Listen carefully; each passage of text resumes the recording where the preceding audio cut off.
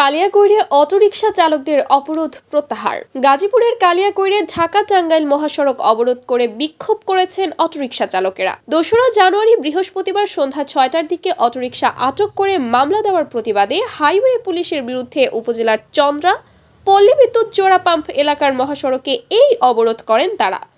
এ সময় মহাসড়কের দুই পাশে দীর্ঘ যানজট সৃষ্টি হলে যাত্রী ও পথচারীরা ভোগান্তিতে পড়েন। বিক্ষোভে অটোরিকশা চালকেরা দাবি জানান, মামলা দিলে ১ মাস মেয়াদের দিতে হবে, মহাসড়কের পাশের সার্ভিস রোড ব্যবহার করতে দিতে হবে, অন্যথায় আরও কঠিন আন্দোলনের হুঁশিয়ারি দেন তারা।